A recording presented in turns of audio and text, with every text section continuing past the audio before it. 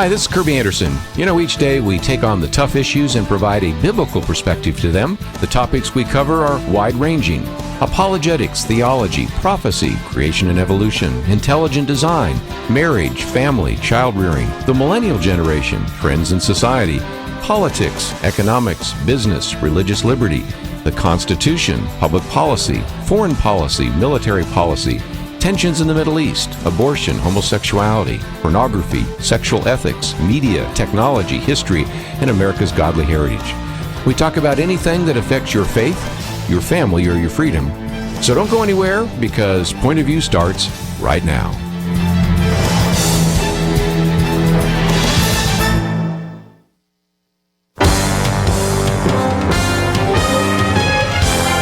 Across America, live.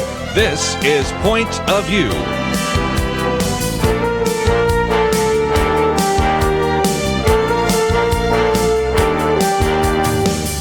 And now, Kirby Anderson. Thank you for joining me. Today we're going to spend some time talking about a number of issues in the news. Second hour we'll have some time. First with Gary Chapman as we talk about his book, The 5 Love Languages for Men. And then Jay Sekulow will be with us. He has a new book just has come out called Undemocratic, and it is how unelected, unaccountable bureaucrats are stealing your liberty and freedom. We did have a first hour guest. He had to move his interview to next week, and that gives us a chance to talk about a few things I would have probably postponed till tomorrow when we have our roundtable discussion with Penna Dexter and Kelly Shackelford, but we'll have a chance to get into some of that today. And most importantly, that allows for a first hour here where we can have an open line. From time to time, as I travel around, have some of you say, you know, I'd really like to call in, but it's hard to get through, or you are covering such important topics that sometimes my viewpoint is difficult for me to get a word in edgewise. So we wanted to give you that opportunity as well. So we're certainly going to have an open line here in this first hour, but let me put a few things on the table that might stimulate your discussion, or else you can, of course, change the topic and add some to our conversation as well. What we talked about briefly yesterday has really kind of blown up into a significant issue, and that was the ongoing filibuster by Senator Rand Paul, who, by the way, is running for the presidency. Also dealt with the issue of the Patriot Act, the snooping of the National Security Agency, and he concluded his attempted filibuster of the Patriot Act last night at 11:49 after more than 10 hours. He had done one before that was a couple of years ago, which went for 13 hours. That had to do with drones. But he finally relinquished the chamber floor just before midnight, saying, my voice is rapidly leaving, my bedtime is long since past, and he decided to simply throw it in.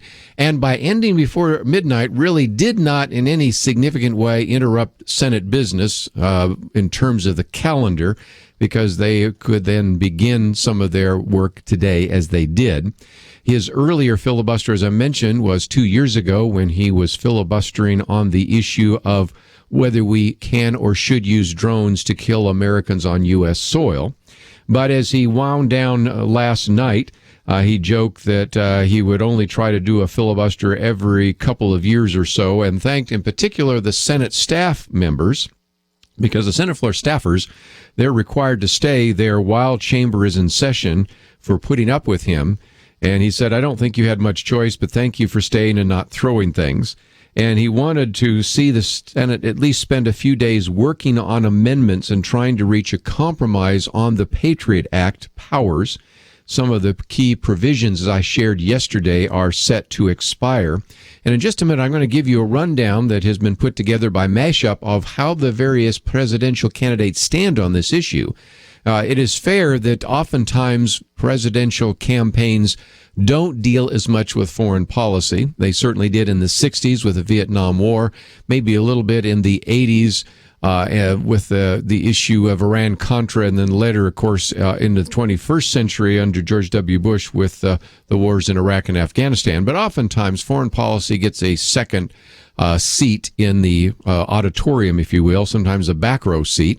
And in this particular case, I think it's going to be a little bit different because of the questions about ISIS, security, privacy, so many issues on the table. And so I think we're going to learn a little bit more about where the candidates are, and I think it will be important to see where they are. And it also illustrates that when you talk about Rand Paul, who is a Republican, some of the people that were most supportive of him yesterday in his filibuster, almost without exception, well, there wasn't one exception, I'd say, I guess you would say Ted Cruz, but without that one, which was sort of an obvious one, almost all the others that were supportive of him were Democrats. For example, at about 3:46 in the afternoon, Ron Wyden, Democrat from Oregon, took the podium to relieve Rand Paul for a while and speak to this issue. And they even said this will not be the last time we'll be back on the floor. Then I guess I should mention one other Republican, Mike Lee of Utah, did step onto the floor about 4:27 to help out a little bit. Then you have the Democratic senator from Maryland and another Democratic senator from Montana. You can go through, well, actually I have one Republican there again, so I guess I stand to be corrected. Maybe there were a few Republicans came to his aid. Senator from Delaware, John Tester from Montana at 6:50 p.m. I've got kind of a whole rundown here, and you can begin to see the various people. Ron Wyden stepping in again. Richard Blumenthal, a Democrat again from Connecticut, stepping in. Mike Lee returning once again, and eventually they did hear from Ted Cruz. But this has been, I think, an illustration of an issue that isn't necessarily always easily divided along party lines, and certainly one of those topics that we're probably going to hear more about in the future. One particular article said that Senator Rand Paul, the most libertarian-leaning of the majority and the major Republican presidential candidates, actually dominated the Senate floor yesterday and actually wanted to criticize the National Security Agency's collection of phone data without warrants. And in so doing, he highlighted deep divisions within Congress and among his own presidential party helpfuls over the program now in existence that was exposed by former contractor Edward Snowden, who is now living in Russia. Matter of fact, Rand Paul wasn't coy about his political overtones. His campaign issued a fundraising appeal while he slowly paced and steadily talked in a mostly empty Senate chamber. He also told reporters that several conservative House Republicans were available for interviews after they sat a while in support of Paul in the Senate. And so what you have is an interesting kind of rundown. We can post this if you'd like. Mashup did a very good job where the 2016 presidential candidates stand on the NSA. And I'll give you just a brief overview before we get into some other issues. And that is, of course, Senator Rand Paul does not like the National Security Agency. He dislikes it so much, in fact, that he recently said he would do everything humanly possible to stop a reauthorization of the Patriot Act, as illustrated by his 10-hour filibuster yesterday. By contrast, Chris Christie, if we consider him a presidential candidate, has taken the opposite approach. The governor blasted civil liberties extremists, and those are in quotes, for questioning the NSA's efforts. Christie says the agency needs to collect so many records because any information could theoretically be relevant at some point to a terrorist investigation. What about Hillary Clinton? She obviously is running, former Secretary of State. She recently endorsed the USA Freedom Act, which is a bill aimed at rolling back the NSA's surveillance powers, but critics argue it may actually help legalize it, and has not really spoken on too much else of the NSA. Jeb Bush doesn't talk about that as much, but CNN recently wrote Bush believes that he and the president are on the same page when it comes to the NSA surveillance. Marco Rubio, earlier this month, defended the NSA's collection of bulk metadata in an op-ed for USA Today. Martin O'Malley, who perhaps will be running against Hillary Clinton, said that he has little hope that the country will get together and begin to address this issue of security, which leaves two others. Ted Cruz, who has really been speaking out on things like the NSA and the USA Freedom Act, and Scott Walker, who has been generally reluctant to come out for or against NSA surveillance programs. There's a whole list of various stands by the candidates, but I think it gives you a little bit of an idea that that debate yesterday is going to show up later, I think, in some of these presidential debates. Let's take a break. We'll come back with more right after this.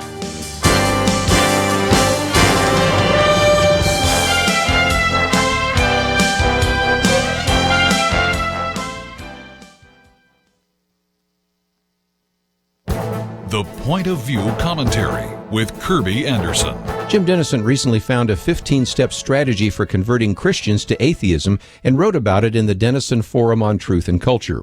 Although the article is supposed to help atheists convert Christians, I think that Christians can learn some valuable lessons about how to approach and dialogue with non-Christians. The article tells atheists to think about building relationships before trying to convert them to atheism. That is certainly good advice for Christians. Jim Dennison reminds us that we should be able to earn the right to share the love of Jesus. The article also encourages atheists to learn the common arguments leveled by theists and their best rebuttals.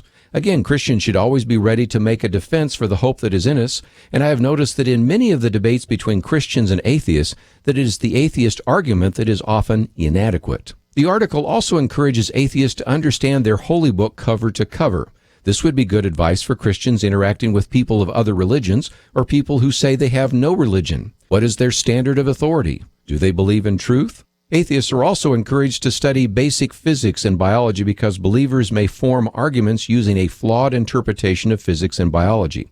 Actually, Christians can benefit from the great work done by leading scientists, theologians, and apologists who use a proper understanding of science to show the reasonableness of Christian faith. The article also encourages atheists to get Christians in the habit of questioning their own faith. Once again, this is a great suggestion for Christians. Jesus often used questions to teach biblical truths. I found that getting people to question what they believe and why they believe it is a very effective witnessing tool. The article is a reminder that Christians aren't the only ones in the world working to convert others. Atheists and apologists for other religions are also working to convert the hearts and minds of Christians. We should be prepared, but we should also learn some lessons from others about how to win people to Jesus Christ. I'm Kirby Anderson, and that's my point of view.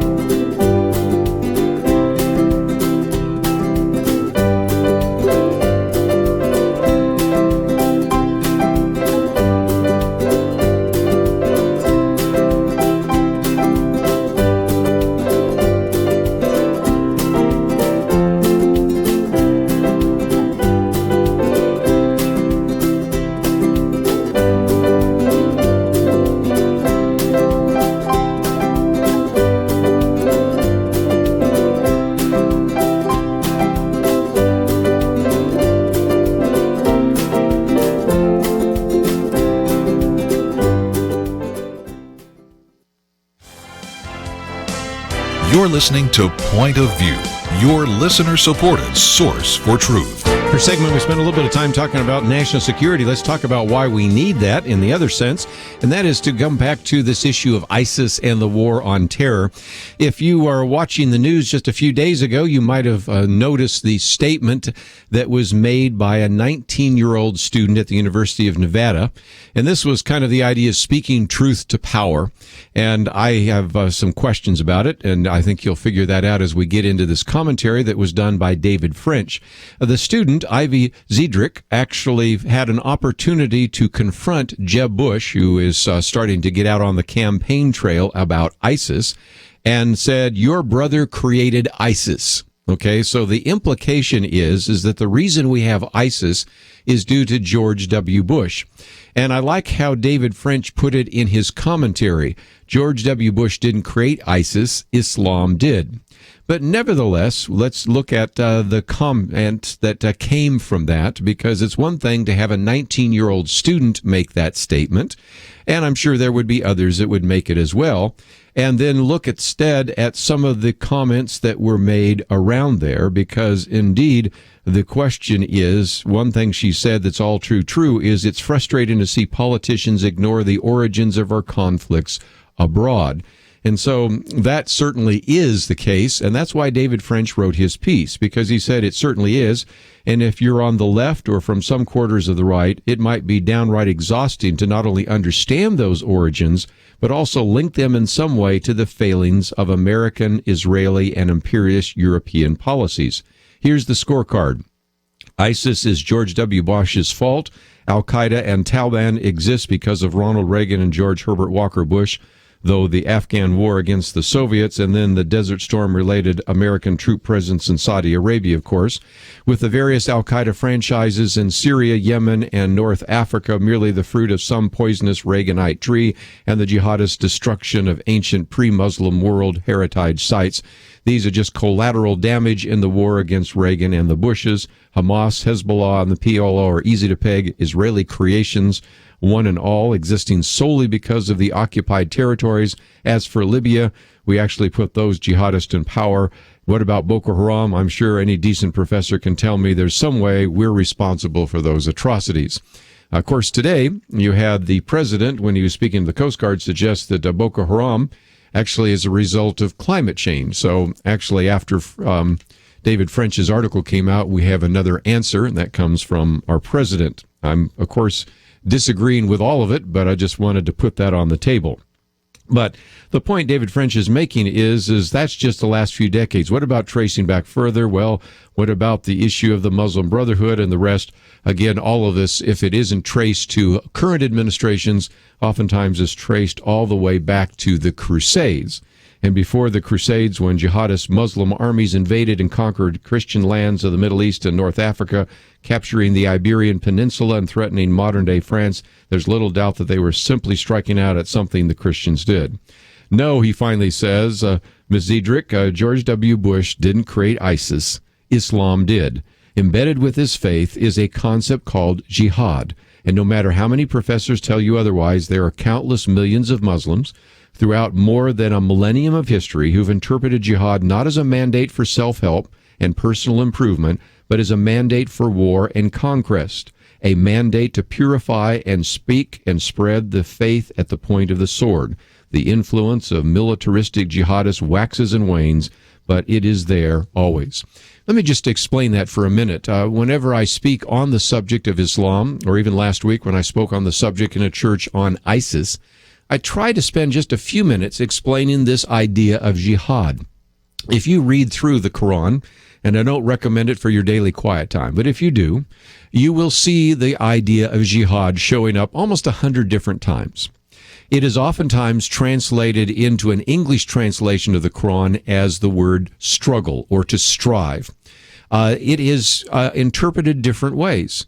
For the vast majority of peace-loving Muslims that we know, they're probably in our neighborhood. I spent some time today in a car repair place with a whole bunch of Muslims. These are people that have no desire to attack America. They are just simply enjoying the economic benefits of living in America compared to the world from which they came. They either are unaware of those verses, or if indeed they pay attention to those verses, they interpret them in this way. They see that jihad is a personal struggle, or it's a striving for. It's an attempt to conform your will to the will of Allah. It's in the obedience of the 5 pillars of Islam. It could be a lot of different things. Even for some of those that say, no, this involves violence, they sometimes will contextualize that, and they will say that jihad applied to the day of Muhammad, but it doesn't apply to us today. That explains a very significant number, probably the vast majority of Muslims that exist in the world, and certainly the overwhelming majority of the Muslims we run into in this country. But in the midst of this, as I think David French is kind of alluding to, the word jihad also means something to those who take it as a literal interpretation of the Quran and a universally binding principle that applies for today. Again, the big question is, if you know a Muslim and they believe that jihad applies today and believes that it involves a violent confrontation, those are the people you might want to let Homeland Security know about. But more likely, the Muslims that you know are the individuals who say, no, that applied in Muhammad's day, but that's not the world that we live in today. They make really pretty good neighbors. And so that's the point. Islam gave rise to ISIS, even though there are many that are attempting to say that the Islamic State is not Islamic. I always get a smile on my face when I hear that. Islamic State is not Islamic is like saying, well, the Catholic Pope is not Catholic. Really? I don't know how you get that. But anyway, let's rejoin David French for just a minute. He says, to believe that American actions have created the jihad is to give America greater influence over the Muslim heart than Allah. The current jihad is an extension of the ancient jihad. The foes have changed. The Habsburgs are long gone, and the Holy League peaked in Lepanto in 1575, but the motivation is the same. Why did Osama bin Laden mention the tragedy of Andalusia, a more than 500-year-old reconquest of Muslim Spain, in his post-9/11 address? Because for the jihadists, it's all one war. Our choices are the same choices faced by the great non-Muslim powers. They came before us: convert, submit, die, or fight. So by all means, let's not ignore the origins of our conflict abroad. Recognizing and regarding our conflict with Islamic terrorists, the origins lie in a religious imperative, one that predates the founding of the United States by more than 10 centuries. George W. Bush is no more responsible for creating that conflict than he is for writing the Quran. Passing down the Hadith or establishing the first caliphate, in confronting that foe, our choices are the same choices faced by the great non-Muslim powers that came before us: convert, submit, die, or fight. Given these options, there is but one valid choice for free people. It's too bad Ms. Zedrick, her peers, her media cheerleaders, can't see past the politics to understand the troubling truth. After all, it will soon be her generation's turn on the wall. Will they accept the challenge? And in that regard, it was really striking to see this interview the other day with the deputy director of the CIA, who served from 2010 to 2013. His name is Michael Morrell. And here he was on an interview, and he said, probably the scariest thing at the end of the day is, I believe, based upon my experience, that my children's generation and my grandchildren's generation are still going to be fighting this fight. That grim reaction, I think, came from an individual who's written a book called The Great War of Our Time, the CIA's Fight Against Terrorism from Al-Qaeda to ISIS. I'm going to find out more about that book. Might be even somebody we could get on this program. But he said, something that we've done exceptionally well since 9/11 is to deal with terrorists who already exist, who are trying to kill us. We've done an exceptional job of protecting the homeland. There hasn't been another attack since 9/11 from the outside, although we've had a couple on the inside. We are very good at protecting the homeland, very good at taking off the battlefield, capturing and killing bad guys. But what the United States has not been successful at is stopping the radicalization process. He says the process that creates new terrorists. So as fast as we can take them out in the battlefield, they're putting them back onto the battlefield. That is a very hard thing for the United States of America to get its arms around. That's because we don't have a lot of credibility in the conversation that actually has to take place here about what this religion is all about, that it is really peace-loving and it's not about violence. Let's take a break, but I'd love to get to your comments. I've put a few things on the table already about everything from national surveillance and the NSA to the ongoing battle that we have with terrorism, and in particular this question about whether or not George Bush created ISIS. And if you'd like to join our conversation, let's open up the phones. 1-800-351-1212. Have much more to say, but I'm sure you have some things to say, so we'll give you a place at the table as well. Let's take a break. We'll come back with more right after this.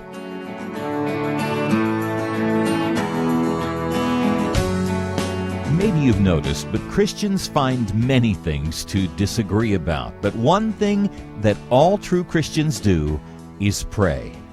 Point of View Radio has a plan to help you join with your family from sea to shining sea and pray for America.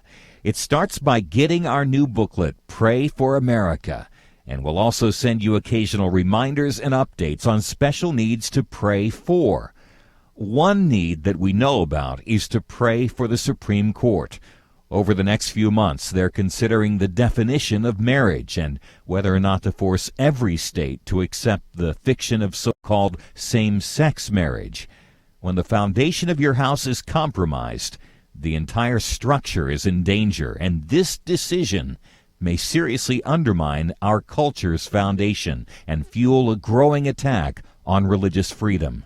Please visit our website. Look for the Pray for America picture on the right side of our homepage. You may have to scroll down just a bit. pointofview.net. Join people all across the land and pray for America. Visit right now, pointofview.net. Point of View will continue after this.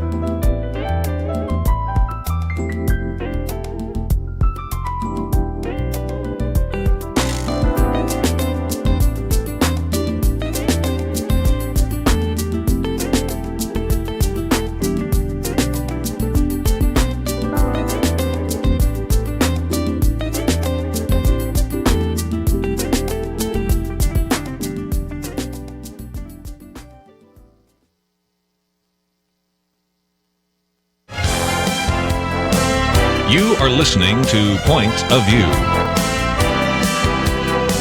The opinions expressed on Point of View do not necessarily reflect the views of the management or staff of this station. And now, here again is Kirby Anderson. If you'd like to join our conversation, 1-800-351-1212. Let's first go out to the state of Illinois, WPEO. Steve, thank you for calling today.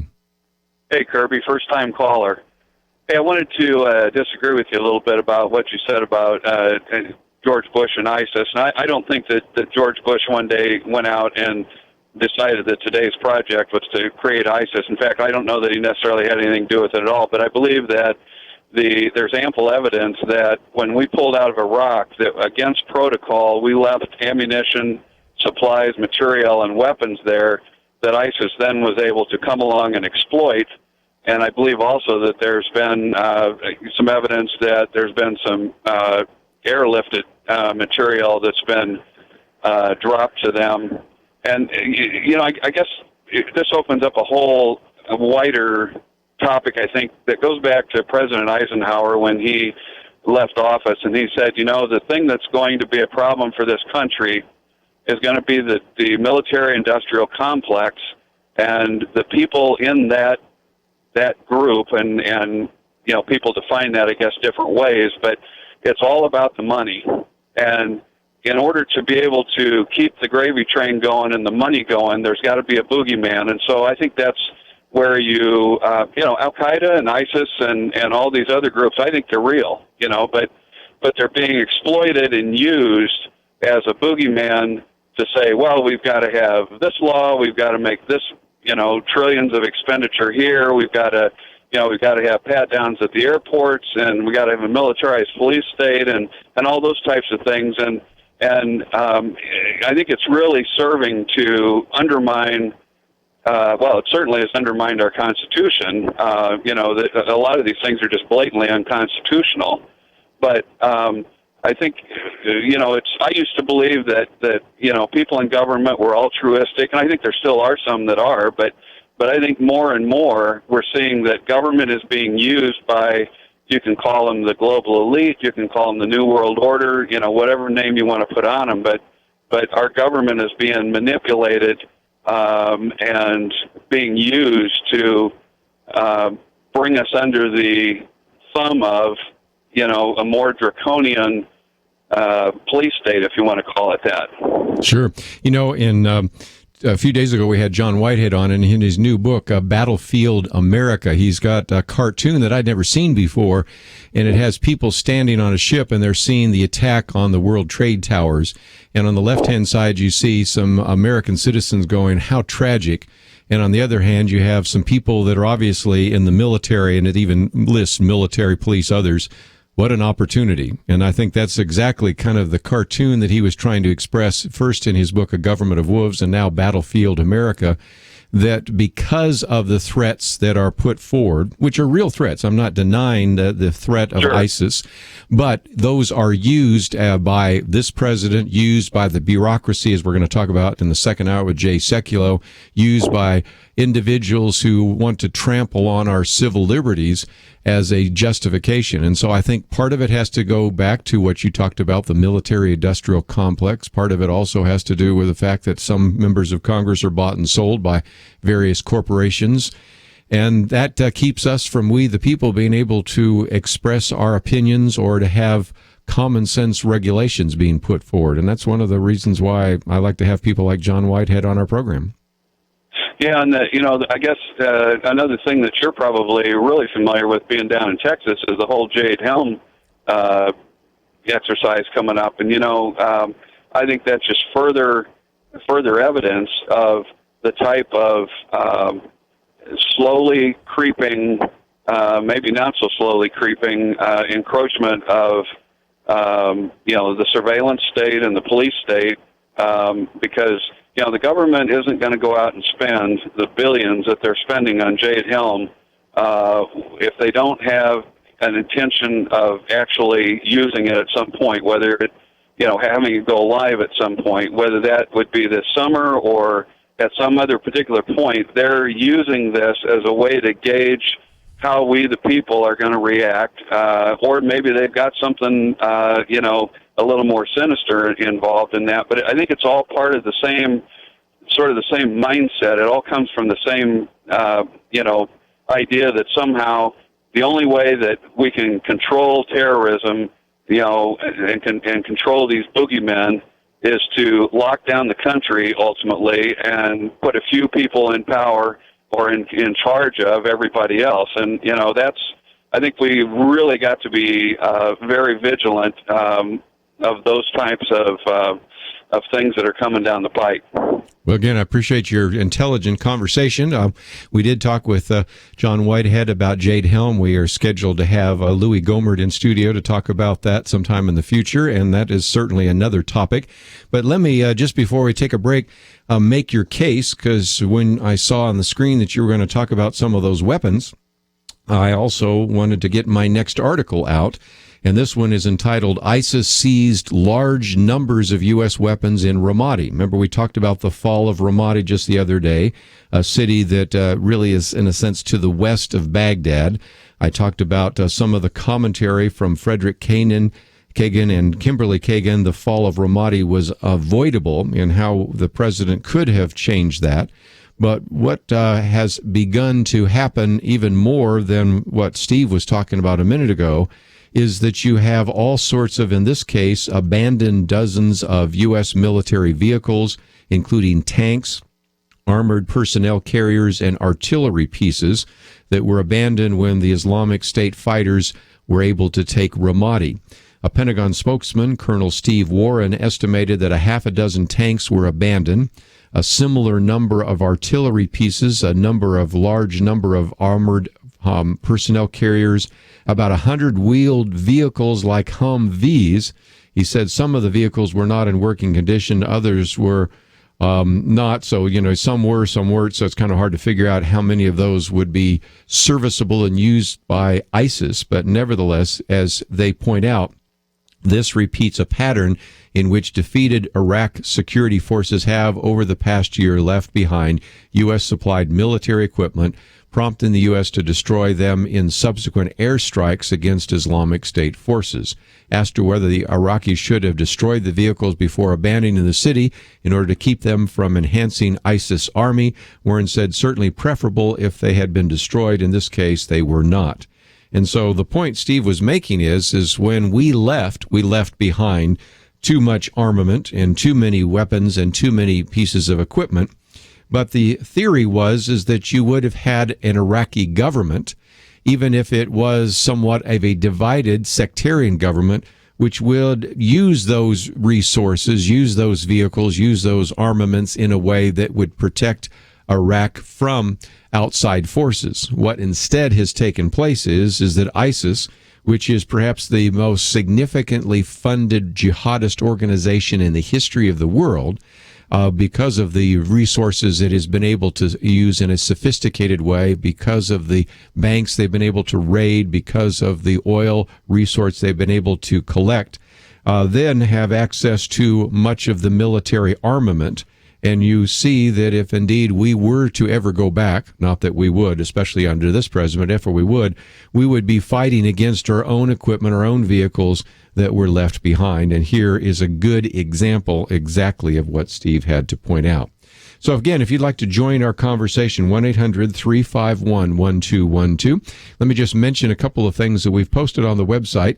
Second hour today, we're going to be talking with Dr. Gary Chapman about his book. And then also, of course, when I come back, I want to kind of introduce some of the things we're going to talk about with Jay Sekulow.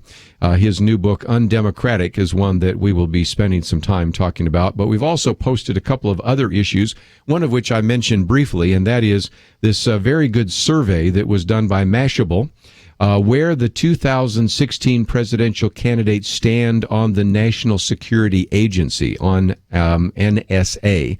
And so if you would like to have that, that is available on our website, along with a number of other articles related to our conversation today.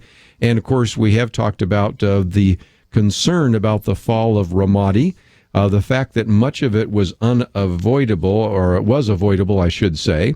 And thus, now we see that not only do you have the largest city, Mosul, but now another very significant city, that is Ramadi that have been taken by ISIS. And at the same time, they've also taken a very significant area in Syria. And so this is becoming a larger particular area of landmass that they control, much larger than, say, the country of England. And, of course, the financial resources of ISIS, unparalleled in history. It is something we're going to have to address, and it's one more reason why I believe that the presidential campaign will focus a lot more attention on international policy, military policy, and foreign policy than previous campaigns. But let's take a break, and then we'll take some more of your phone calls. If you'd like to join our conversation, 1-800-351-1212. I'll take another phone call and then get into some of the things that will set you up for the interview with Jay Sekulow. All that coming up right after this.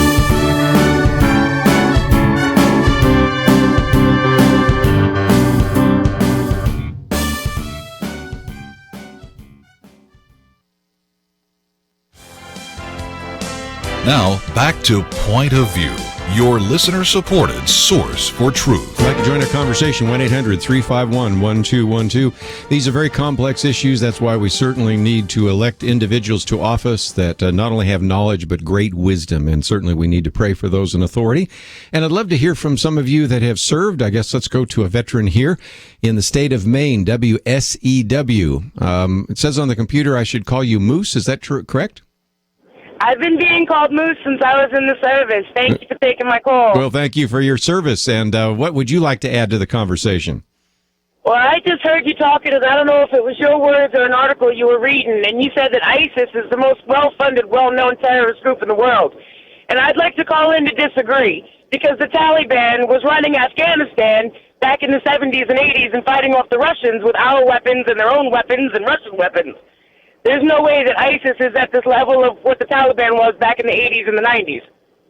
Okay, well, I'm just using some of the very important quotes that came from New Yorker magazine.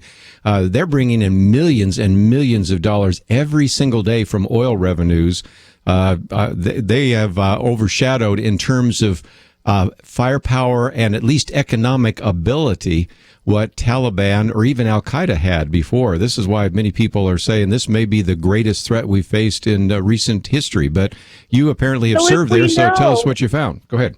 Well, if we know that oil is something that's funding terrorists that try to kill us and come to our country and hurt us, if we know that oil is something funding them, why are we not putting more resources in America into electronic cars and hybrids and things that don't need their oil, to getting our own oil because we have reserves of it? Why are we allowing them? Why are we playing into their hands and what they want? Well, and again, I think you've raised a good question. First of all, I think the next president needs to really set forth a program in which we could become energy independent. We have the resources within the borders of this country, certainly, to provide enough energy for us. We certainly have the technological ability to develop more alternative sources in a way that makes sense in a market system. And the reality is that ISIS takes over various oil fields. They take over not only the oil fields, but instead of, like a lot of terrorist groups, tearing them down, destroying them, blowing them up, they take the revenues from that. And so they have become extremely sophisticated, not only in some of the economic areas, but as we've talked about in previous programs, have become very sophisticated in various technological innovations, including things using social media and the rest. So I think it poses a great threat, and I would love to know, and I think we all should ask more from our presidential candidates and congressional candidates, what they would actually do given the growing threat of ISIS there in the Middle East. But I'll give you the last word. Hey, just as a last word before I go, thank you for taking my call, and let's do whatever we can to support our boys and girls over there, because they need care packages, they need our help, and when they get back, they really, really need our help. There are too many veteran suicides, too many veteran mental health issues, and the care at the VA is just not up to par. Call your congressman, see if they can help. Thank you. Thank you. Well, those are issues we've addressed before. We've talked about post-traumatic stress disorder. We've talked about the Veterans Administration. We've talked about some of the various ministries that have been developed over the years to help those who have returned and have served. And as I've said before, we'll never be able to thank those of you that have served in the military enough. We thank you for your service, and certainly want to call upon various organizations, including Christians and the church, to address those issues. And we certainly would recommend that if you would like to know more about some of those ministries, you can go to our website, pointofview.net, and what you will find there, interestingly enough, is an opportunity in our search engine to go back to previous interviews we've done on that, and I think you will find that very helpful. In the second hour, we're going to change topics, and that is, first of all, I'll talk with Gary Chapman for a little bit about his new book, 5 Love Languages for Men. But I did want to kind of set you up for the interview we'll be doing with Jay Sekulow. He is, of course, with the American Center for Law and Justice. His book on the rise of ISIS, an outstanding book, one of the best 3 books I've recommended on a regular basis on ISIS. You can find it in your local bookstore. It's also available as an ebook. As a matter of fact, it first came out as an ebook and then as a print copy. But his new book, Undemocratic, How Unelected, Unaccountable Bureaucrats Are Stealing Your Liberty and Freedom. We're going to start with his experience of dealing with the Internal Revenue Service, which targeted various groups, in particular Tea Party groups. And I think it illustrates the fact that we have something that has developed that the framers of the Constitution never intended. Out of our 3 branches has come a 4th branch, which is more powerful and more influential than the other 3 branches entirely. You have to understand that just by looking at some of the numbers. Let me quote from Jonathan Turley for a minute. He is a professor at George Washington University Law School, and he wrote recently that the rise of the 4th branch has been at the expense of Congress's lawmaking authority. In fact, the vast majority of laws governing the United States are not passed by Congress, but issued as regulations crafted largely by thousands of unnamed, unreachable bureaucrats. He said one study found that in 2007, Congress enacted 138 public laws, while federal agencies finalized 2,926 rules, including 61 major regulations. And as I said in my commentary, think about that. Congress passed a few hundred, really just a little over 100 laws, but the federal government created nearly 3,000 rules. And so it's pretty easy to see who is actually making an impact. You can look at some of the cost of that as well. One particular estimation just of these regulations said that the economic regulatory impact of these bureaucratic regulations is $1.9 trillion annually. Now it's probably pretty close to $2 trillion. And you are expected that the members of Congress are able to control that, but recognize that the federal government will come close to spending almost $4 trillion next year. It's over $3.5 trillion right now. And to manage that $3.5 trillion bureaucracy with 4.5 million employees, Congress, or even the president, really has no ability to do that. To compare that to the private sector, consider this. In the Fortune 500 company, let's take a big company. Okay, Walmart. Walmart has total revenues of $470 billion and about 2 million employees. If the entire Walmart corporation and all the stores and all the people were part of the federal government, it wouldn't even be the largest federal program. So you were talking about 2 million people that work for Walmart, but you're talking about 4 million employees in Congress. So you can't even come close. And of course, then when you start talking about the military, as we talked about a minute ago with Steve, the military industrial complex, something has to take place. So we're going to spend some time talking with Jay Sekulow about that in the second part of our second hour. And if you can't join us, or if your radio station doesn't carry that program, you could listen online or download a podcast later, because he has some very concerning issues to put on the table. But just before we run out of time in this first hour, we did want to remind you one more time that if you have not taken action, we have put up on our Take Action section the pain-capable abortion vote. And this is a vote that took place last Wednesday, vote of 242 to 184 to ban abortions after the 5th month.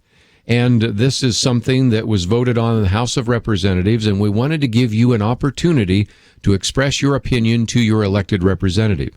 So go to the website, pointofview.net, click on the Take Action section, the pain-capable abortion vote results. Put in your name and address. It will then surface and show who your representative is and how he or she voted on that issue. And then you can either thank them for their vote or criticize them for their vote. And I think we had hundreds and hundreds of you yesterday that did so. But if you haven't taken the time to do it, it's still on our website, pointofview.net. Second hour, we're going to spend a little bit of time talking with Gary Chapman, and then our conversation with Jay Sekulow. All that coming up right after this. Are you ever frustrated with America's leaders? I know. Are you ever not frustrated? So, what are you doing about it? In Proverbs chapter 21, the Spirit of God hits us with this: the king's heart, and we could say the president's heart, the senator's heart, the congressman's heart, the Supreme Court justice's heart, is like channels of water in the hand of the Lord. He turns it wherever he wishes. Your prayers unleash the most powerful weapon in the universe. If you're in union with Jesus Christ, your prayers touch God's heart. So again, what are you doing about your frustrations with government? Point of View Radio is spearheading a new effort to get as many as possible to pray for America. It starts when you visit our website, pointofview.net, and click on the Pray for America picture on the right side of the page. We'll send you our Pray for America booklet and updates on things to pray for. We must pray. Click in now to pointofview.net and pray for America. Point of View will continue after this.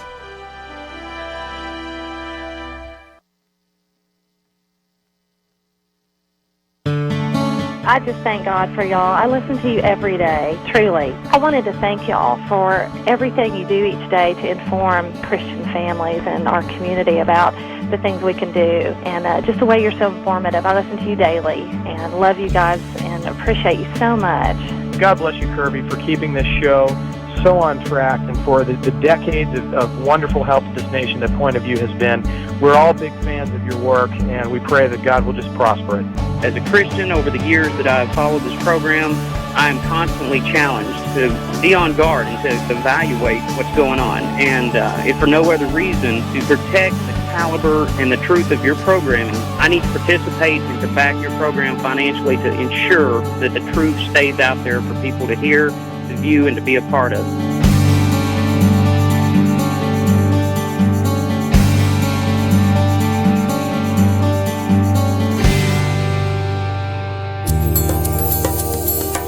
This is Point of View Radio.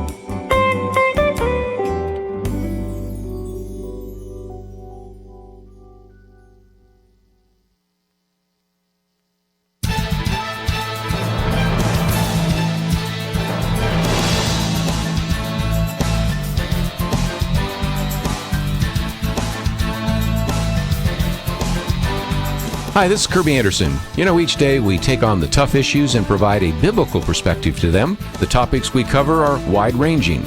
Apologetics, theology, prophecy, creation and evolution, intelligent design, marriage, family, child-rearing, the millennial generation, friends and society, politics, economics, business, religious liberty, the Constitution, public policy, foreign policy, military policy, tensions in the Middle East, abortion, homosexuality, pornography, sexual ethics, media, technology, history, and America's godly heritage. We talk about anything that affects your faith, your family, or your freedom. So don't go anywhere, because Point of View continues right now.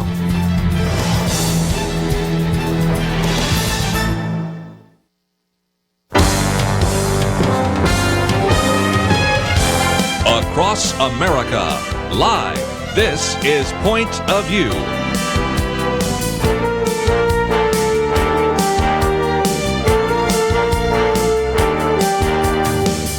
And now, Kirby Anderson. Question I have for you: are you conversant and even affluent in the language of love? That's what we're going to talk about in the first half hour here with a good friend, Gary Chapman. You certainly have been familiar with him because he's been on the program many times, and it's almost impossible to go anywhere without running into some of his books. He has published a whole love language series. Perhaps the best known, of course, is the 5 Love Languages: How to Express Heartfelt Commitment to Your Mate. But over the years has also taken the time to expand this idea of 5 love languages to teens, to singles, to children, and the conversation we're going to have today, to men, the 5 love languages for men. It is a book that you should be able to find in your local bookstore. We, of course, have a link to his website that will allow you to connect up with him. He is an author, speaker, and counselor, and travels around doing seminars and as well as radio programs. And, of course, you can go to 5lovelanguages.com. We have a link to it as well. Gary Chapman, always great to have you on the program. Well, thank you, Kirby. It's good to be back with you. Always fun to chat with you. And Dr. Chapman, I guess we should, for listeners that maybe are not familiar with this, and I suspect that's a very small number, maybe at least set out for a moment the 5 different love languages, and then we'll get into some detail, because as we've said on this program with you many times before, we all come into a relationship, whether it's a dating relationship or a marriage relationship, sort of tacitly assuming that the thing that means something to us, the love language that means something to us, is the same one that our spouse has. And that is a very dangerous proposition. And your argument is that we can actually learn our spouse's love language, and that will be actually transformative in our marriages, won't it? Absolutely, Kirby. That's the basic, simple concept, that if you're going to communicate love effectively, then you have to learn to speak that love in the language of the other person, not your language. So one of those languages is words of affirmation, using words to affirm your spouse. You look nice in that outfit. Really appreciate what you did. You can focus on something they have done. You can focus on their personality. You can focus on their character, anything, but you're using words to affirm them. Words speak deeply, especially to those if this is their love language. And then there's gifts, universal to give gifts as an expression of love. And for some wives, this is what makes them feel loved. And if the husband is not a gift giver, then she's inside is saying, if he loved me, he would take time, buy me something that I like. So gifts. Then acts of service, doing something for her that you know she would like for you to do. That may be as simple as taking out the trash or vacuuming the floors or washing the car she drives. Yeah. Anything that you know she would like for you to do. For these people, actions speak louder than words. That's not true for everyone, but it's true for these wives. And then number 4 is quality time, giving your wife your undivided attention. And I don't mean sitting on the couch watching TV together. Someone else has your attention. I'm talking about sitting on the couch, the TV's off, you're looking at each other, you're interacting and interfacing with each other, or taking a walk down the road and talking, or going out to eat and talk. But it's giving her your undivided attention. And then number 5 is physical touch. And we've long known the emotional power of physical touch. And for some wives, this is their primary language. And I'm talking about such things as holding hands, kissing, embracing, putting your arm on her shoulder, driving down the road, you put your hand on her leg, the whole sexual part of marriage. physical touch. And the simple concept, as you said earlier, Kirby, is that each of us has a primary love language. One of these 5 speaks more deeply than the other 4. And if you don't speak your spouse's primary language, they will not feel loved even though you are sincerely speaking one of the other languages. One of the cartoons you have in your book, and I wish I had photocopied it and maybe put it on our website, is of a young man that is kind of at a peewee golf course, and there's 5 holes that then take you into the final hole. And so you're sort of having to guess which one will put it into the final hole on that peewee golf. And 4 of them go in the wrong direction. Only one goes right. And it kind of reminds me of what you're trying to say. And that is, you could maybe pitching your ball into any one of those 4 holes that are not right, and you're not going to get any response at all. If you hit that right hole and then it goes to where it's supposed to, it begins to give you success. And there's the same sense in which people that we know, men that we know, might even be able to bat 80%. They might actually be doing all 4 of the wrong things, and they get virtually no credit from their wife because the one thing that was most important to her, he didn't actually know to do. And that's why, Kirby, many men get frustrated. You know, if she says, I just feel like you don't love me, and he's thinking in his mind, don't love you, woman, look at all I do for you. Because in his mind, he is loving her. I'll give you my own example, Kirby.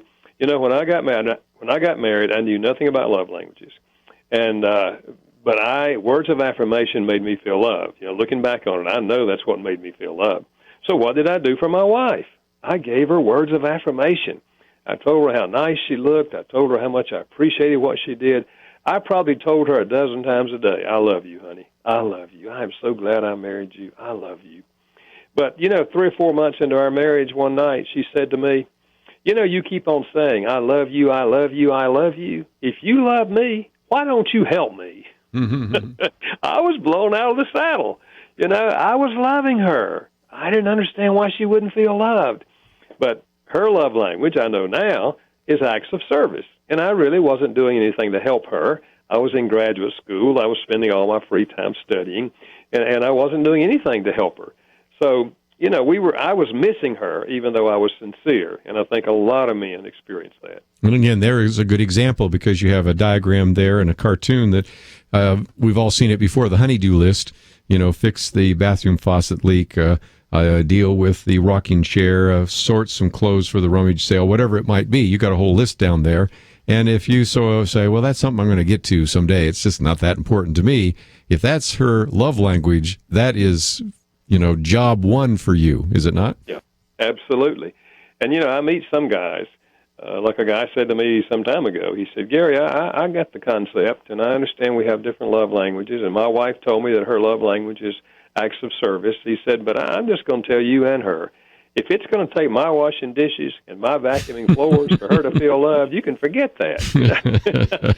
I said to him, that's your choice. If you want to live with a wife who has an empty love tank, that is, she doesn't feel loved, then that's your choice. I much prefer to live with a wife who has a full love tank. So I would say, give me the vacuum cleaner. If that's what it's going to take, it's a small price to pay to live with a happy woman.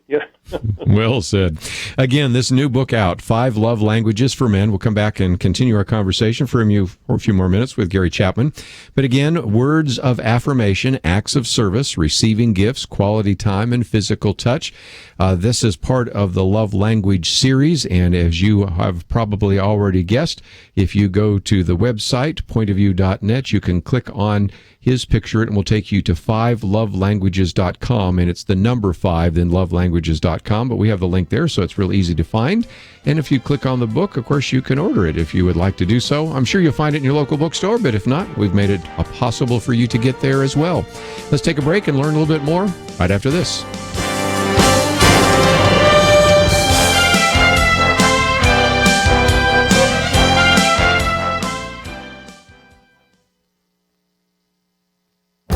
The Point of View Commentary with Kirby Anderson. Jim Dennison recently found a 15-step strategy for converting Christians to atheism and wrote about it in the Dennison Forum on Truth and Culture.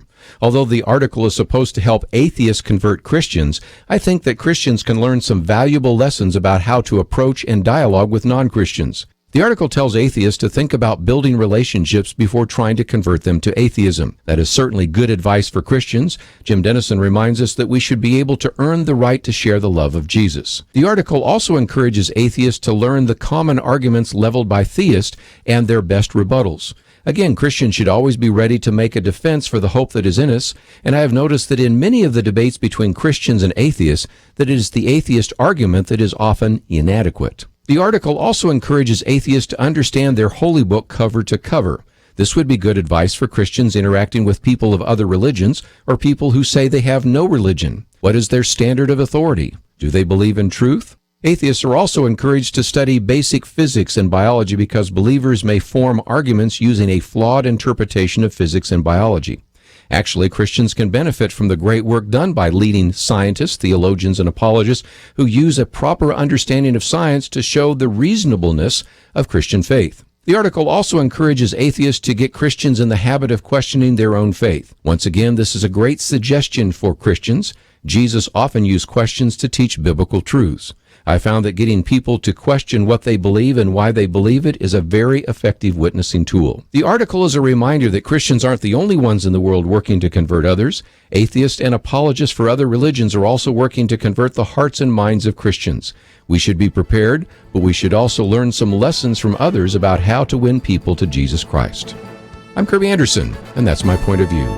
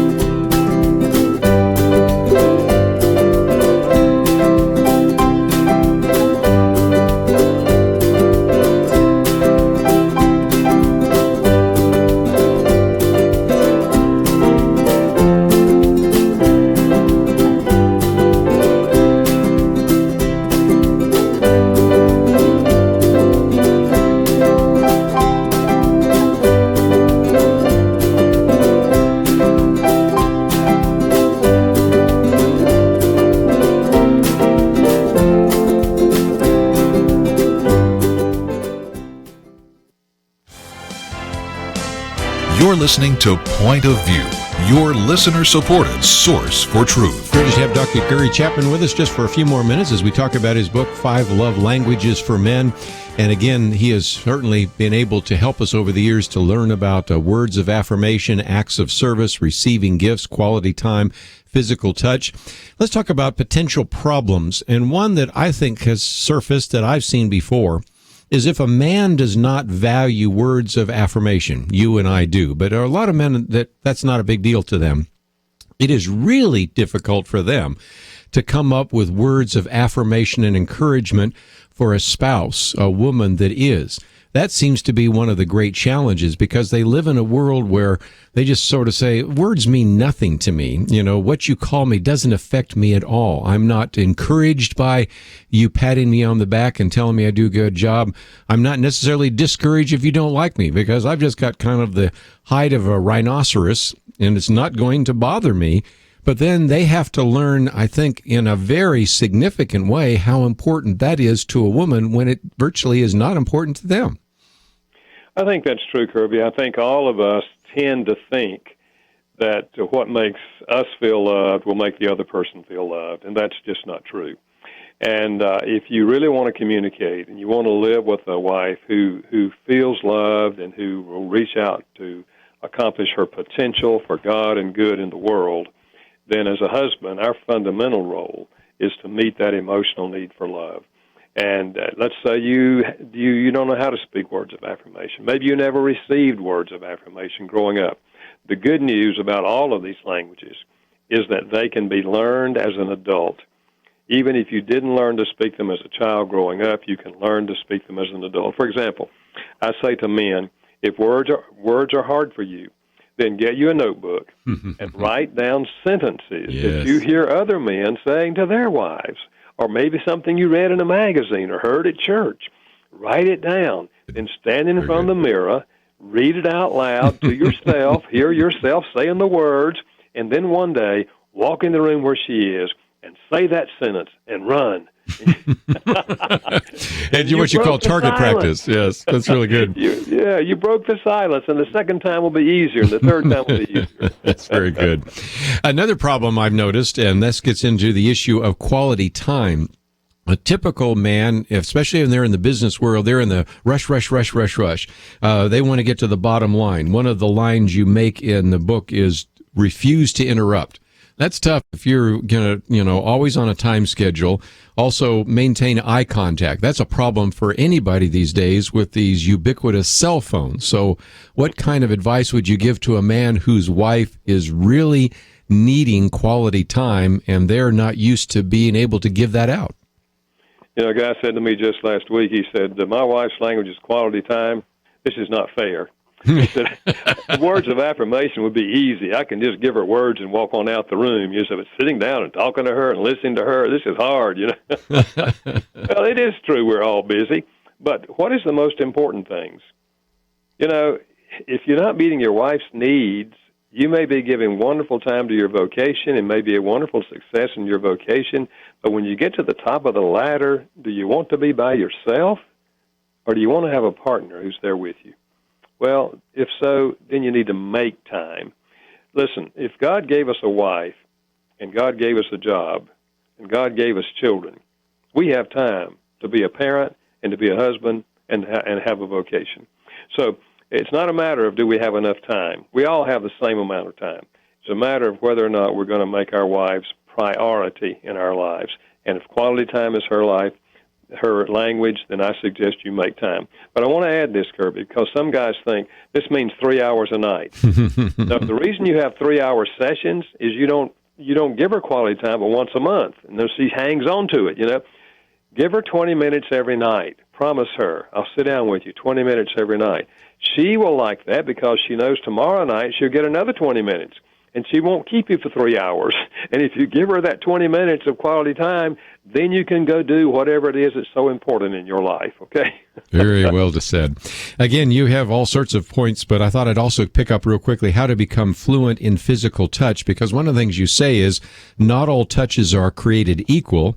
Don't insist on touching her in your way, in your time. So a lot of that requires some level of wisdom and discernment, doesn't it?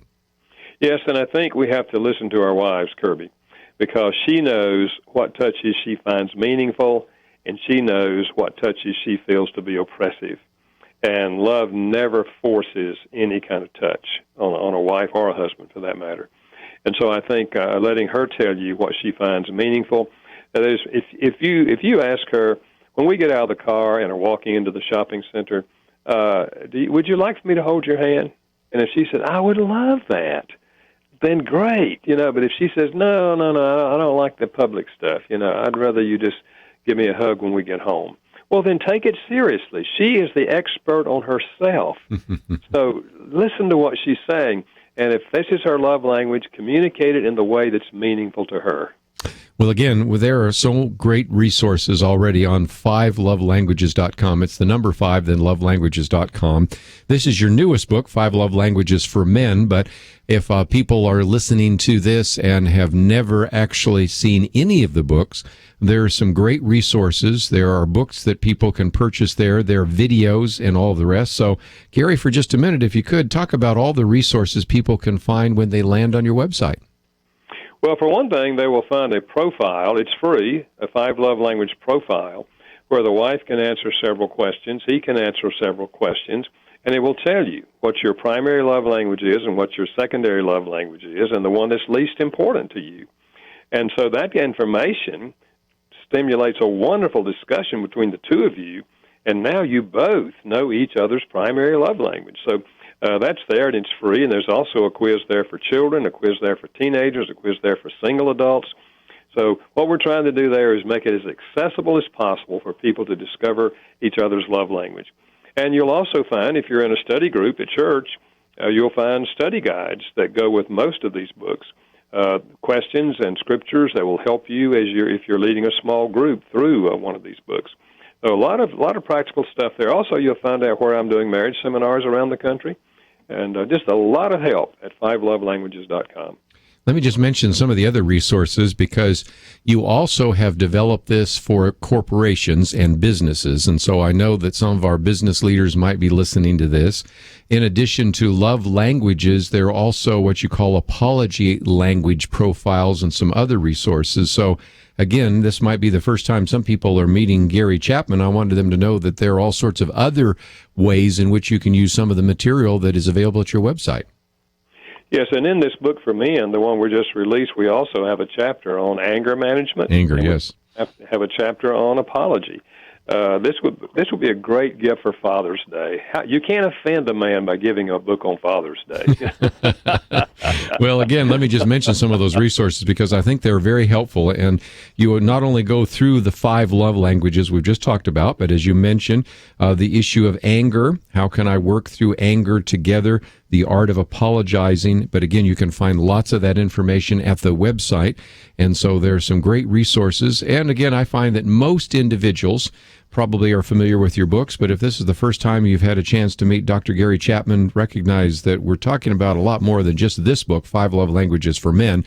But women, if you're looking for a book for Father's Day, this is it, because you're helping him help you. So it's really good. We also have your video that you've posted there, which I think we should encourage people to watch.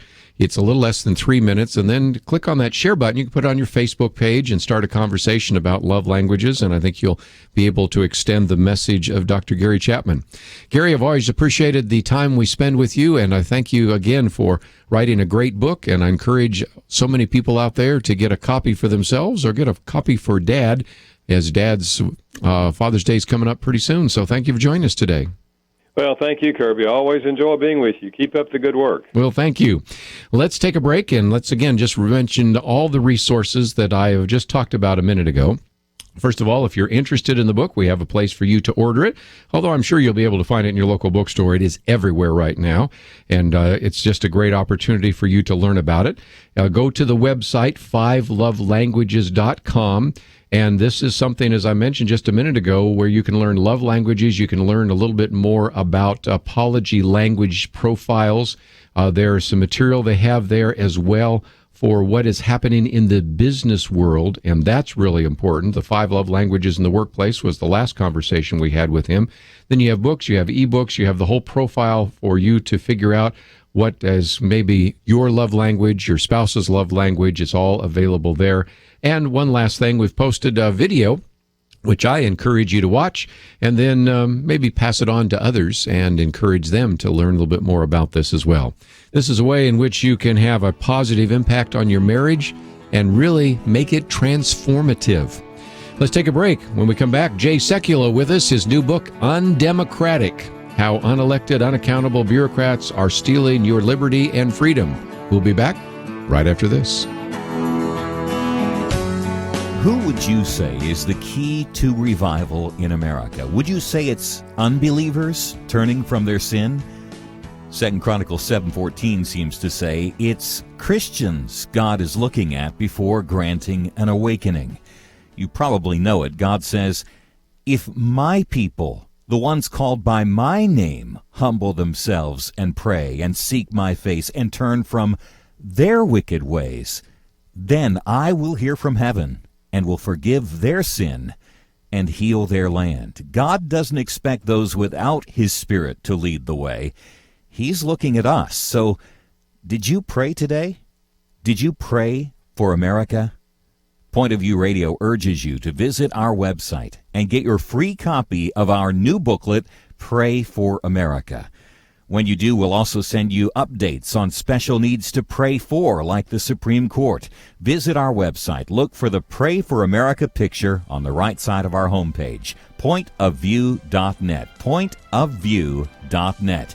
Join people all across this land and pray for America. Visit right now, pointofview.net. Point of View will continue after this.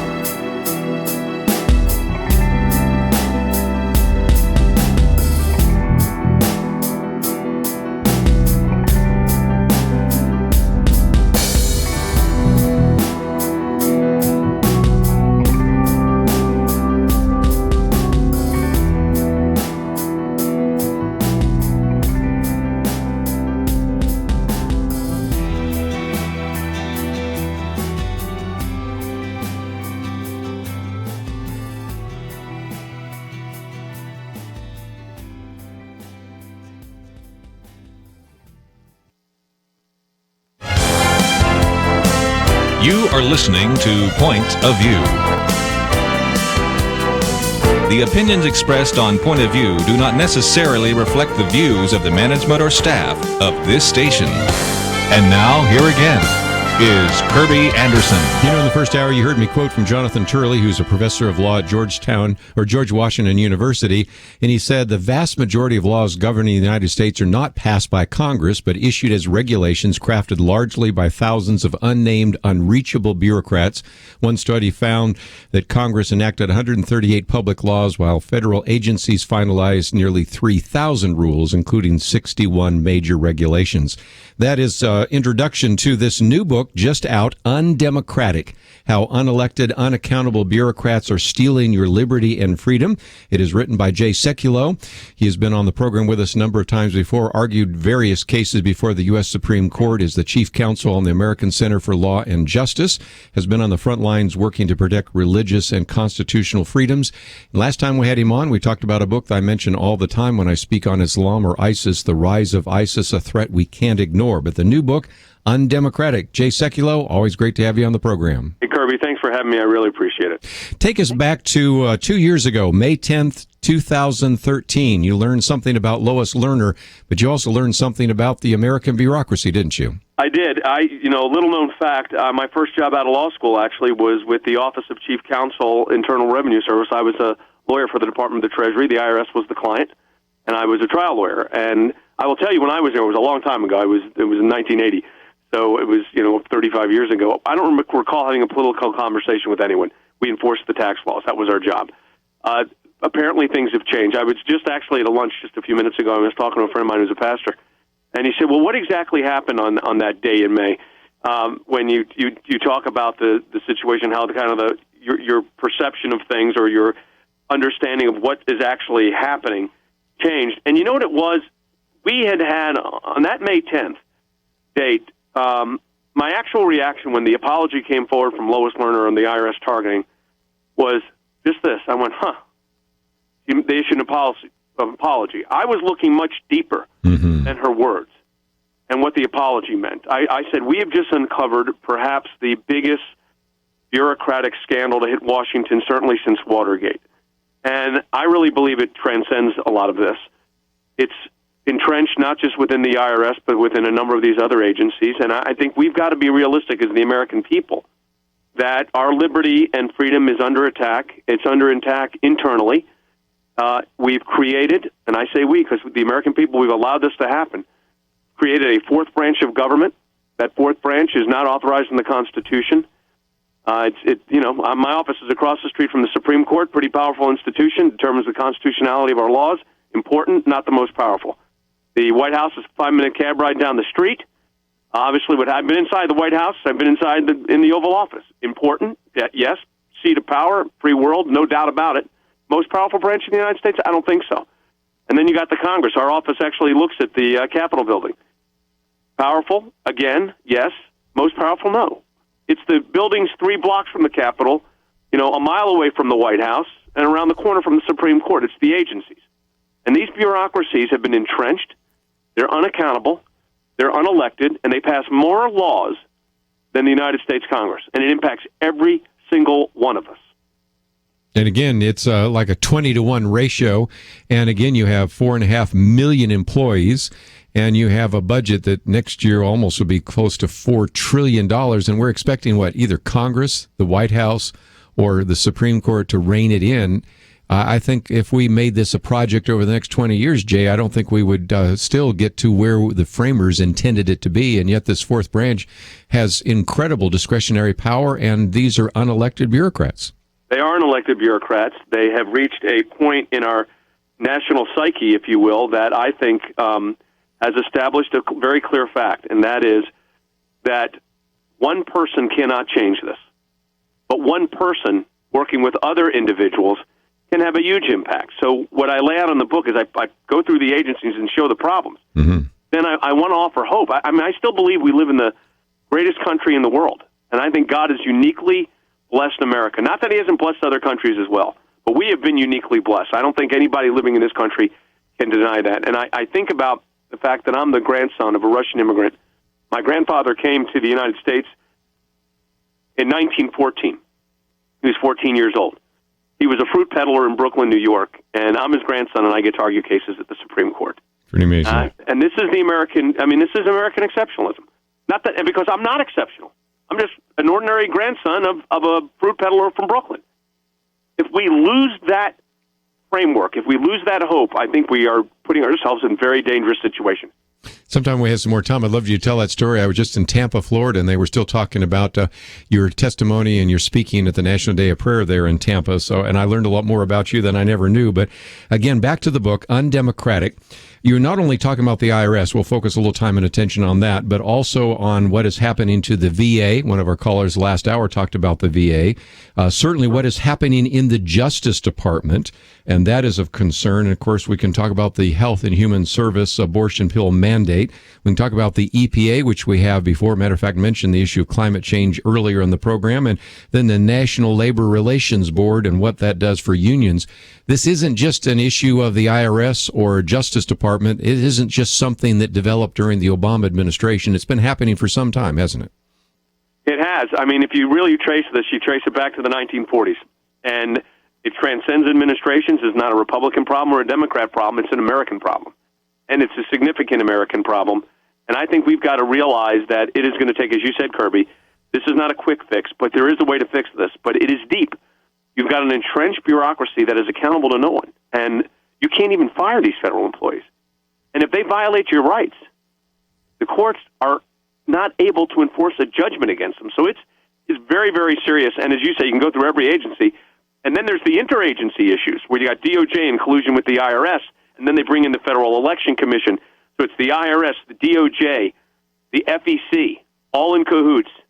As they said, trying to put together cases, manufacture cases, basically, criminal cases, against some of these Tea Party and conservative and pro-life groups. They were going to piece together criminal cases. Now, that's not supposed to take place in America. We're not supposed to operate with piece together. And this was the real danger. Now, they were exposed, so we've stopped them. But they are still entrenched deeply. I don't think they're certainly not gone. They're just, right now, we've kind of done a checkmate on them. But that's because the American people said we're going to resist. That's the first thing to do. And we went to federal court and started fighting them. And that's how you got to start this. Let's, if we can, just again review for some of our listeners, since you know so much about the IRS case. They singled out 104 different conservative groups. And if it weren't for the ACLJ and maybe a few other groups to actually litigate on behalf of those groups, many of them to this very day would still be struggling under that. And frankly, if I'm correct, tell me if I'm wrong, Jay, some of them still have not received their 501c3, 501c4 designation, have they? There's a couple that still have not 5 years later. Most of them have, but it took going to federal court to get it. But I think you're hitting it right on the right point here, Kirby, and that is this was a collective effort. By the way, we represented 41 clients from 22 states. Other groups, our friends at Judicial Watch did a great job on the FOIA request. It was really a team effort, which is what you want to see in these things. Mm-hmm. But the fact of the matter is, Mark Levin's Landmark Legal Foundation, they did a great job. So collectively, lawyers resisted, individual citizens stood up. But the fact that you had an entrenched, systematic, and systemic approach to squelch the free speech rights of American citizens because the government disagreed with their position is the anathema. It's the opposite of how this country was founding and what our principles are, and that was the danger. The fact that this happened, I start with her apology in the book, but the apology is not the issue. Yes. That was the moment. Interesting. That's how they're going to handle this. We've got to get to the root of the problem. If you'd like to join our conversation a little bit later, we'll give you that opportunity. This is a Howard Books that has just come out, and it's 250 pages, and we have information about the American Center for Law and Justice. We have information about the book. You should be able to find it in your local bookstore, but if not, you can click on that button, and that will give you that information. We also give you a short kind of summary that has appeared on the book so that you know a little bit more, because as Jay Sekulow said, this is something we need to get involved with.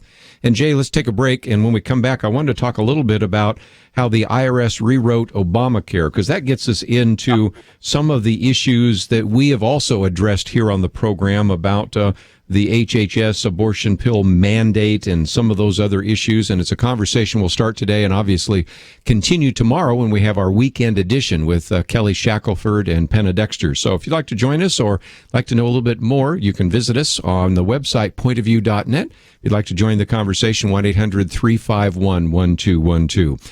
Undemocratic, how unelected, unaccountable bureaucrats are stealing your liberty and freedom. And as I pointed out just a minute ago, more than 20 times as many rules and regulations being promoted by the bureaucracy than by Congress. And the cost of some of this is immense, as individuals have tried to estimate it.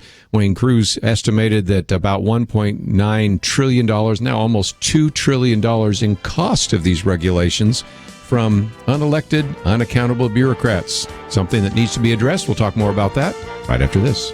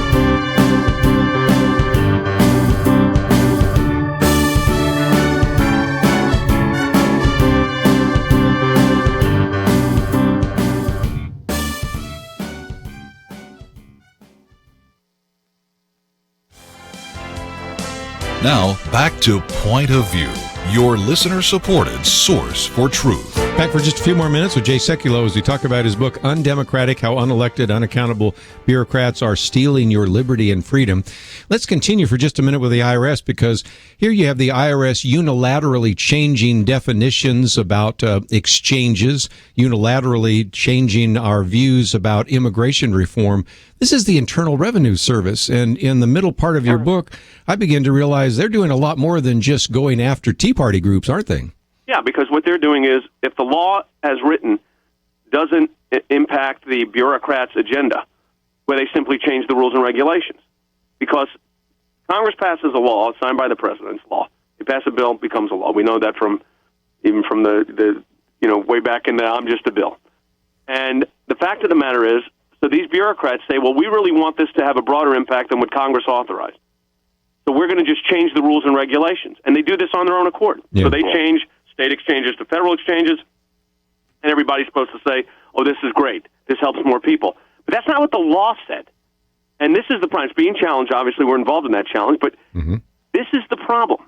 Who elected these bureaucrats to do this? And the answer is nobody. That's the problem. Unelected and unaccountable. And one other one I wanted to get to, which certainly I know you've been defending those individuals, with the HHS abortion pill mandate. Again, this comes out of the issue of Obamacare.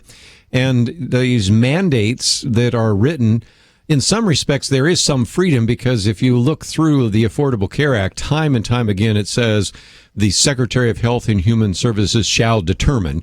And so they left a lot of broad language in there. But the concern is the most contentious parts of that bill were left to an individual that was originally, the current one is a little different, but the original Secretary of Health and Human Services, probably one of the most pro-abortion governors in the country before she was Secretary of Health and Human Services. Seems to me that you've had to defend so many groups from just a simple request that they not have a mandate forcing them to violate their religious beliefs. Now, can you even imagine, I mean, of course you know this has happened, but can we even imagine as the American people that we had to go to the Supreme Court of the United States for this? That it had to be litigated at the Supreme Court of the United States to make sure that a business that had a faith-based commitment and didn't want to violate that faith-based commitment through an insurance program, not that they weren't offering insurance to their employees, but they weren't going to cover one thing.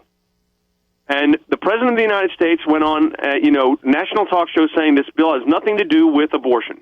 And then, of course, you find out it's because, as you said, Kirby, so correctly, anytime the language of the bill says the Secretary shall promulgate, create, in other words, rules and regulations to implement this law, that gives them right now a free hand. And what we're saying is part of the taking this back, and the hope here is we start putting requirements. And if it impacts a certain amount of dollars, that has to be approved by Congress.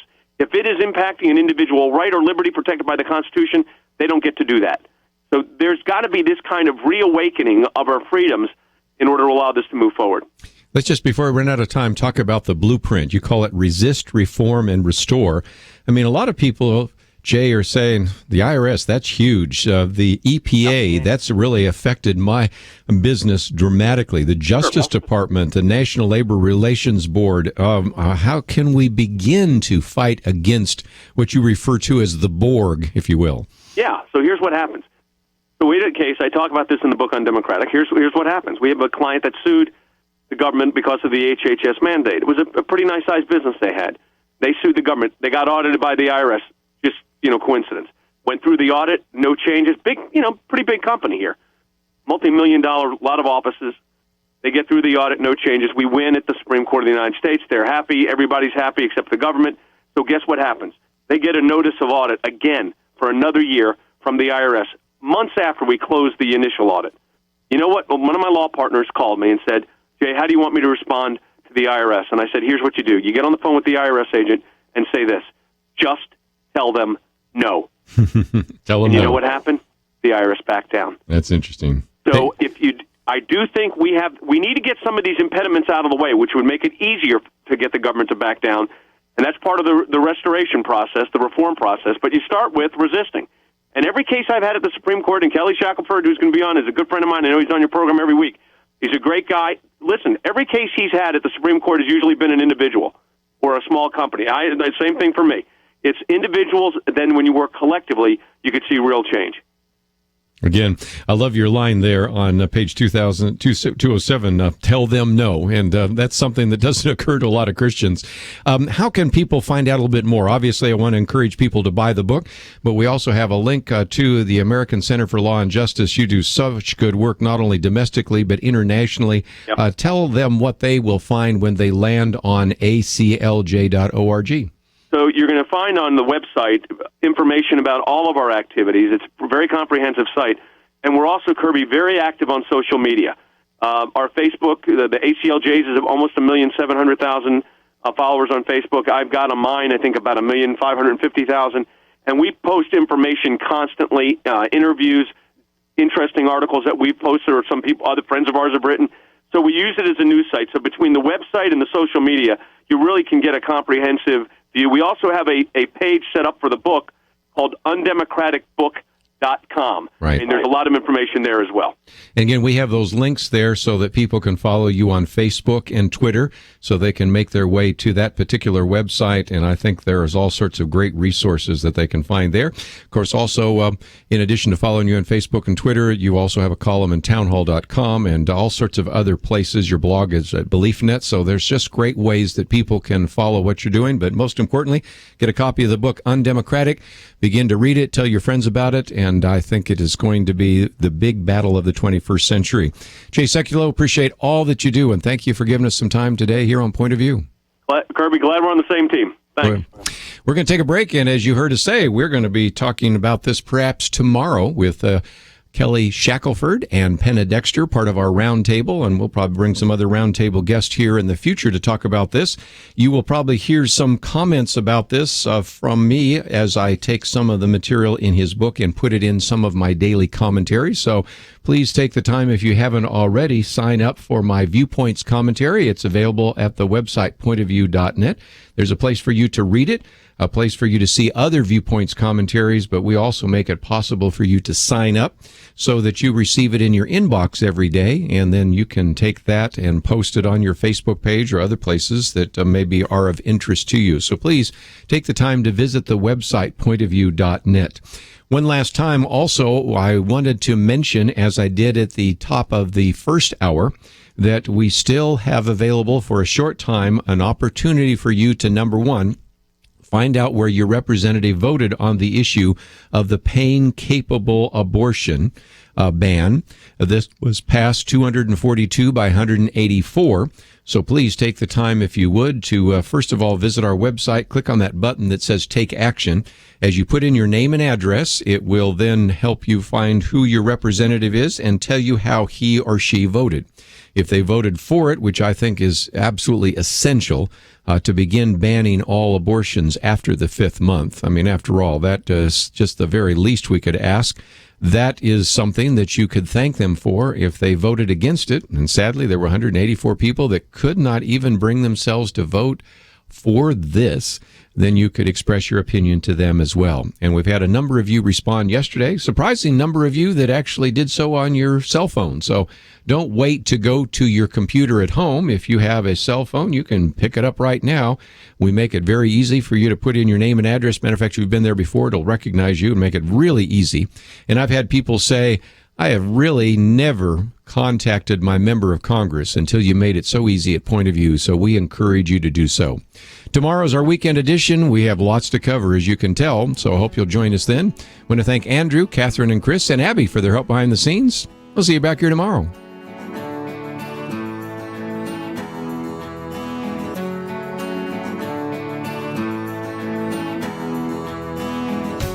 A Christian photographer in New Mexico, guilty.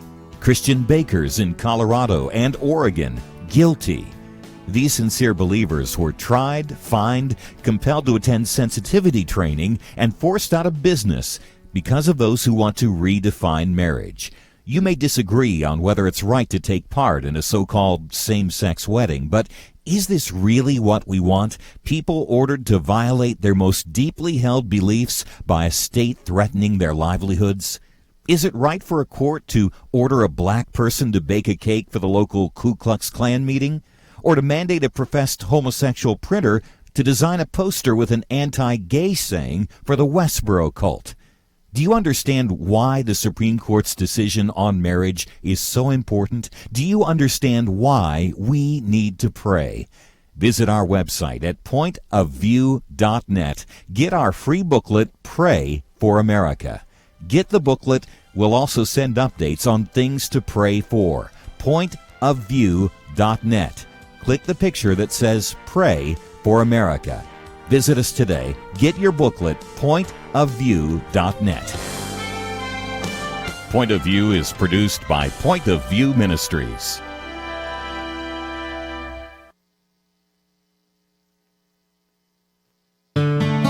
I just think